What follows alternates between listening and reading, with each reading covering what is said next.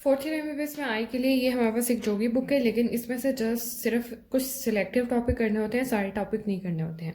इसलिए जो main book है जिसे हम फॉलो करते हैं वो हमारे पास जो होती है वो जतोई होती है।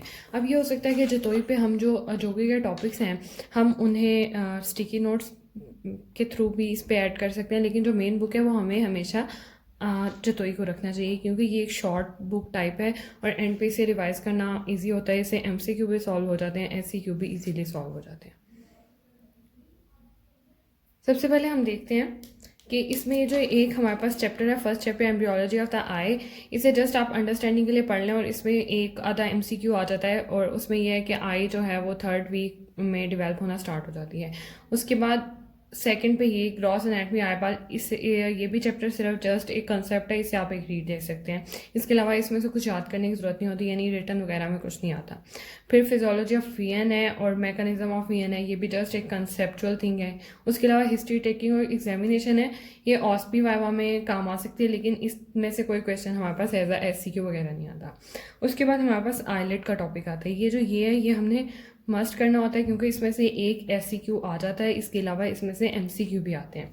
अब इसमें मोस्टली जो टॉपिक है ना वो क्लेजियन और दूसरा स्टाई, इन दोनों में से एक ना एक तो मोस्टली आ जाता है। इसके अलावा वैसे इंपॉर्टेंट टॉपिक्स है जिन जिन पे मैंने टिक मार्क किया हुआ है, ये ज़्यादा इंपॉर्टेंट टॉपिक है। इसके अलावा ये 4 टॉपिक हैं, एक ब्लेफराइटिस है, स्टाई है और क्लेजियन है और टोसिस है। टोसिस की मैनेजमेंट जो है ये बहुत इंपॉर्टेंट क्वेश्चन है और ये बहुत दफ़ा यूक्यूज़ में आ चुका है। इसके अलावा इंट्रोपियन एक्सट्रोपियन भी यूक्यूज़ में है वैसे तो, मतलब ये जो जिन टॉपिक्स पर टिक मार्क किया है ये तो मस्ट करने हैं। उसके अलावा ट्यूमर ऑफ आईलिड है, इन्हें जस्ट एक रीड दे दें एज सच, मतलब इसमें से एमसीक्यू आ जाता होता है। और 2020 में इसमें से एक एससीक्यू भी आया था, बेसल सेल कार्सिनोमा का एससीक्यू भी था। इसके बाद हमारे पास लैक्रिमल सिस्टम है। लैक्रिमल सिस्टम में जो है हमारे पास इसमें एक्यूट डेक्रायोसिस्टाइटिस और क्रोनिक डेक्रायोसिस्टाइटिस, ये बहुत इंपॉर्टेंट टॉपिक हैं और जो एक्यूट वाला है ये मोस्टली एससीक्यू में यही आ जाता होता है। उसके अलावा एक लैक्रिमल सिस्टम को भी आपने गो थ्रू कर लेना, वो भी एक दफ़ा यूक्यूज़ में आ चुका है। इसके अलावा यहाँ पे हमारे पास है ये ड्राई आई सिंड्रोम, ये इसका बहुत इंपॉर्टेंट टॉपिक है। इसके अलावा बाकी ये सारे कंसेप्चुअल टॉपिक हैं, ये सारे एक दफ़ा आपने रीड ज़रूर करने हैं। उसके बाद है हमारे पास कंजक्टिवा। कंजक्टिवा थोड़ा ना लेंथी टॉपिक है, मतलब ये काफ़ी लंबा है और काफ़ी टाइम कंज्यूमिंग है। तो ये वैसे ओवरऑल मुझे लगता है ये ईजी है, मतलब ऐसा मुश्किल नहीं है। और जिन जिन टॉपिक्स पे मैंने इसके टिक मार्क किया हुआ है ये इसके इंपॉर्टेंट टॉपिक्स हैं और ये हमने ज़रूर करने होते हैं। और इसमें से मतलब ये इतना मुश्किल नहीं है, ये जस्ट लेंथ ही है। एक दफ़ा आप इसे कर लें तो इसे दूसरी दफ़ा करना बहुत ईजी हो जाता है। उसके बाद कंजक्टिवा, ये सारा हमारे पास यहाँ तक कंजक्टिवा आ रहा है। इसमें से जो मैंने टॉपिक किए हैं ना टिक मार्क, ये सीजनल भी इंपॉर्टेंट है, एक्यूट एलर्जिक और स्टीवन जॉनसन सिंड्रोम, इसे जस्ट एक रीड दे लें इस टॉपिक को। इसके अलावा टीरीजियम तो बहुत बहुत बहुत ज़्यादा इंपॉर्टेंट है, टीरीजियम का बहुत दफ़ा योग किया आ चुका है। इसके अलावा विटामिन ए वाला जो है इसमें एमसीक्यू भी आ जाता है, एससीक्यू भी आ जाता है। बाकी सारा एक दफ़ा आप रीड ज़रूर करना है, मतलब आई की बुक ऐसी है कि आपको पेपर कवर करने के लिए इसे एक दफ़ा रीड करना पड़ता है। मोस्टली वैसे क्वेश्चन जो हैं वो एससीक्यू में से यूक्यूज़ में से आ जाते हैं। उसके बाद हमारे पास कॉर्निया है। कॉर्निया जो है वो कंजक्टिवा से छोटा भी है और इसमें से भी एक एससीक्यू आता है। और कॉर्निया को आपने तकरीबन सारा ही करना होता है, यानी स्टार्ट से ये सारा इंपॉर्टेंट है। Fungal keratitis, viral, herpes simplex, ये मतलब आपने इसमें से कुछ भी नहीं छोड़ना, इसमें से कोई भी यूक्यूज़ आ जाता होता है। लेकिन अगर मैं इंपॉर्टेंट बताऊँ तो हर्पिस जोस्टर इंपॉर्टेंट है, यहाँ पे हर्पिस सिम्प्लेक्स वायरस ये बहुत इंपॉर्टेंट है, और फंगल वाला इंपॉर्टेंट है, बैक्टीरियल वाला इंपॉर्टेंट है। ये हर्पिस जोस्टर की फर्दर टाइप्स में ये दोनों आ जाते हैं। फिलामेंट्री केराटाइटिस भी यूक्यू आ चुका है, ये ज़्यादा इंपॉर्टेंट है लेकिन करना ये सारा होता है।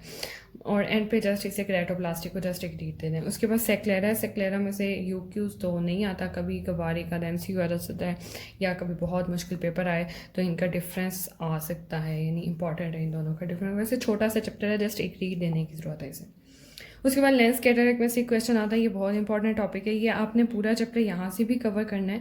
इसके अलावा मैंने यहाँ पे जस्ट कुछ टॉपिक्स लिखे हैं जोगी के, जो आपको कवर करना है। जोगी से डायबिटिक कैटरेक्ट है, टोमेटिक कैटरेक्ट है, बहुत ज़्यादा ग्रेजुअल वीएन लॉस है।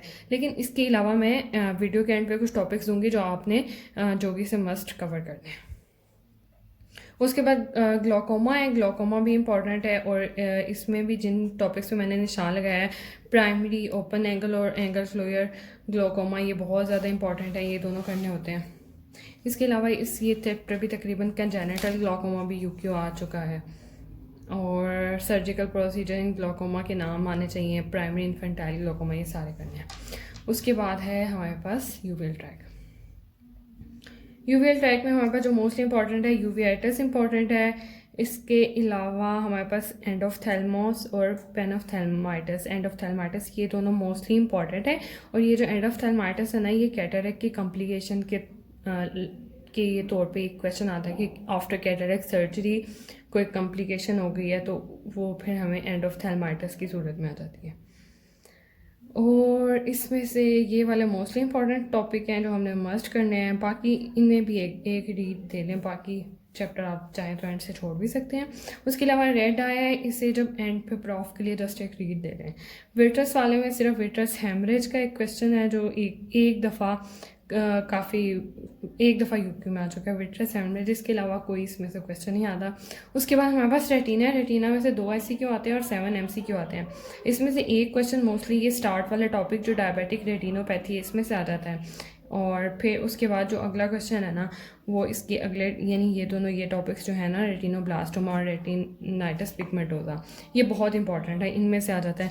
लेकिन 2020 में यहाँ हमारे पास सेंट्रल रेटिनल वेन एक्लुएन का क्वेश्चन था, रेटिनल वेन एक्लुएन का। इसके अलावा इसमें सिस्टेमिक हाइपरटेंशन का यूक्यू भी आ चुका है, रेटिनल डिटैचमेंट का यूक्यू भी आ चुका है, ये इसकी फर्दर टाइप्स हैं।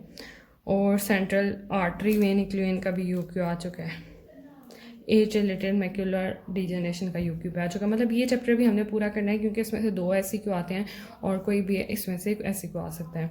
उसके बाद हमारे पास ऑप्टिक नर्व है, इसमें से पेपिलोडीमा और ऑप्टिक नर्व, ये दोनों टॉपिक हैं और इनका बाद में एक टेबल दिया हुआ है बहुत बेस्ट सा, वो दोनों आपने मस्ट करने हैं। इनमें से मोस्टली क्वेश्चन कवर हो जाता है।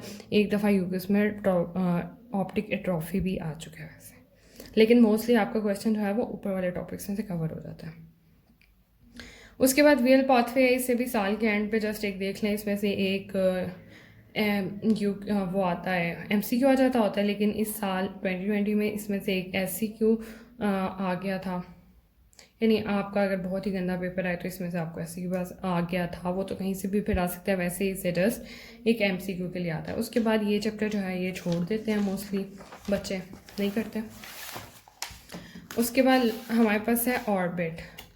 ऑर्बिट में से हमारे पास यहाँ पे ऑर्बिटल सेलुलाइटिस जो है ये मोस्टली ये आ जाता होता है। इसके अलावा 2 ये लास्ट पे थायराइड आई डिजीज़ है और कोवेनस थ्रोम्बोसिस है। बाकी चैप्टर में एक दफ़ा आपको रीड तो देना पड़ेगा इससे पूरे को, लेकिन मोस्टली क्वेश्चन जो है इन्हीं टॉपिक्स में से आ जाता है।